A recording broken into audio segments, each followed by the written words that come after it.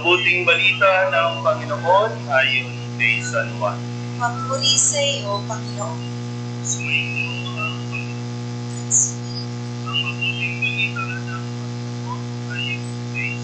Noong panahong iyon, nagtalo-talo ang mga Hudyo. Paanong maibibigay sa atin ng taong ito ang kanyang laman upang tanin natin? Tanong nila. Kaya't sinabi ni Jesus, tandaan ninyo, malibang kanin ninyo ang laman ng anak ng tao at inumin ang kanyang dugo, hindi kayo magkakaroon ng buhay. Ang kumakain ng aking laman at umiinom ng aking dugo ay may buhay na walang hanggan. At muli ko siyang bubuhayin sa huling araw. Sapagkat ang aking laman ay tunay na pagkain at ang aking dugo tunay na inumin. Ang kumakain ng aking laman at umiinom ng aking dugo ay nananahan sa akin at ako sa kanya. Buhay ang amang nagsugo sa akin at ako'y nabubuhay dahil sa kanya. Gayon din naman, ang sinumang kumain sa akin ay mabubuhay dahil sa akin. Ito ang pagkain bumaba mula sa langit. Ang kumakain nito'y mabubuhay magpakailanman. Hindi ito katulad ng kinain ng inyong mga magulang sa ilang. Namatay sila, bagamat kumain niyon. Sinabi ito ni Jesus nang siya'y nagtuturo sa sinagoga sa Capernaum. Ang mabuting balita ng Panginoon. Pinupuri ka namin, Panginoong Jesus. Isang magandang hapon sa inyo pong lahat. Palapakan natin ang Panginoon. Ngayon pong araw na ito, ang pamamaalam o ng pagbisa ng pamamalagi dito po sa kapilya ng Kambal na Cruz, dito sa Rabato ng imahin ng Mahal na Birhen ng Antipolo. Sabihin niyo nga po, salamat Mahal na Birhen. Ako na lalo na sa inyo na mga narito ay pagpapala na hinihingi ninyo sa tulong ng Mahal na Birhen ay maipagkaloob sa inyo. Pakitingnan nga yung katabi kung kumain na ba? Hindi pa? Kapag hindi tayo kumain, talagang manlulupay-pay tayo. Lalo na sa panahon ito na mainit. Ang mainit na ang panahon, gutom ka pa, ay talagang gera ang abot nito. Kaya kung paano binibigyan natin ng pagpapahalaga ang pagkain, ganun din naman sa pagdalaw ng Mahal na Birhen dito sa kapilyang ito ay tinutulungan tayo. No? At nawa, mas maunawaan natin ang mensahe ng ating Panginoon na yung kahalagahan ng pagkain. Sabihin niyo nga po, pagkain. Bagamat ang pagkain na tinutukoy ni Kristo ay tungkol sa kanyang sarili. Sabi ang kumakain ng aking laman at umiinom ng aking dugo ay magkakaroon ng buhay na walang hanggan. Buhay ang dulot ng pagkain kaloob sa atin ng Panginoon. At siya rin naman laging binibigay sa atin ng Mahal na Birhen. Hindi naman ang sarili ng Mahal na Birhen ang kanyang ibinibigay, kundi ibinibigay niya ang kanyang anak, ang ating Panginoong Jesus Cristo. Kaya sabi nga sa katabi, kumain ka.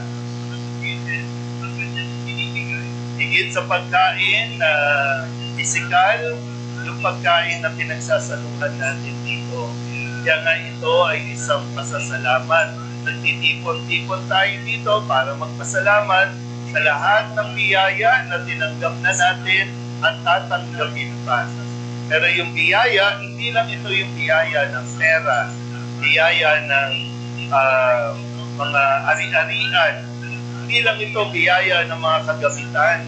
Kasi higit pa doon dahil bagamat hindi natin i-deny na kailangan natin ng pera, lalo pa sa panahon ngayon na talagang sobrang taas ng singil ng kuryente natin ngayon. Napansin nyo ba? Dumoble, no? Hindi ko alam kung nasabihin nila dahil summer daw, no? Kaya dumoble. Pero nakaiba, no? Kaya kailangan natin ng pera.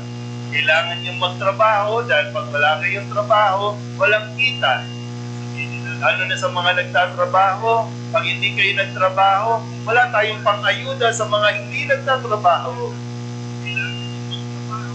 Sa mga nakatambay. Binubuhay natin ang mga tambay. Pero yun nga po, ang sabi ni Cristo, hanggat hindi ka kumakain ng pagkain kanyang ibinibigay, hindi ka magkakabuhay. Kahit pa napakarami mong pera.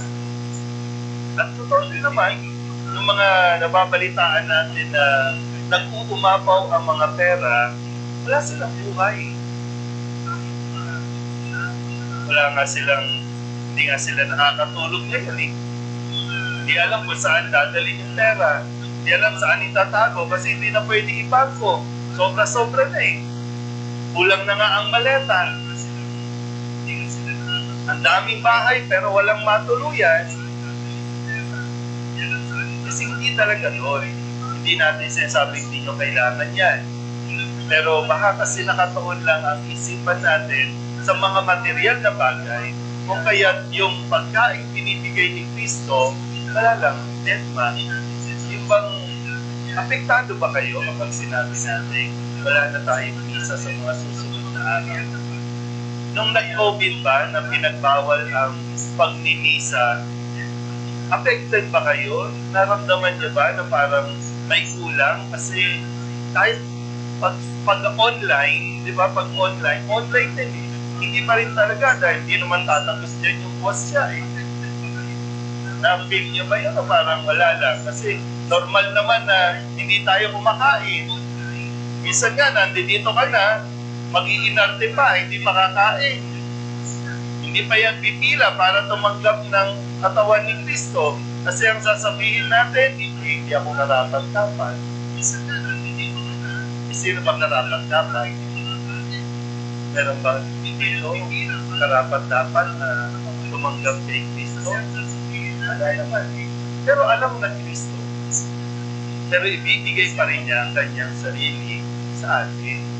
Kaya huwag mong tanggihan. Huwag mong sanayin na tanggihan si Cristo sa tinapay na ikakaloon sa atin sa bawat isa. Huwag mong tanggihan kasi baka pagdating ng araw, ikaw ang tanggihan si Cristo. Kasi yan yung kakailanganin natin. Naglalakbay tayo patungo sa kabilang buhay, hindi natin kakayanin kung wala tayong lakas mula sa pagkain ibinibigay ng Diyos sa atin.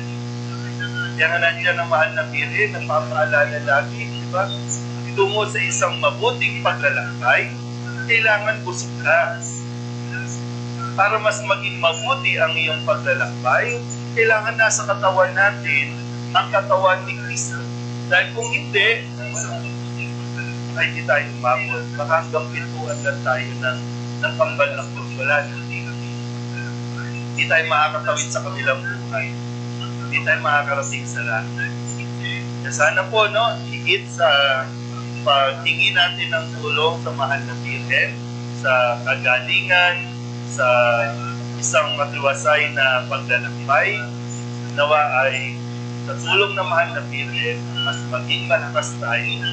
At ulitin ko po ha, huwag kang mahihiya, lalo higit, huwag mong ititipray o pagkakaitan ang iyong sarili sa grasya ng katawan ni Cristo. Amen?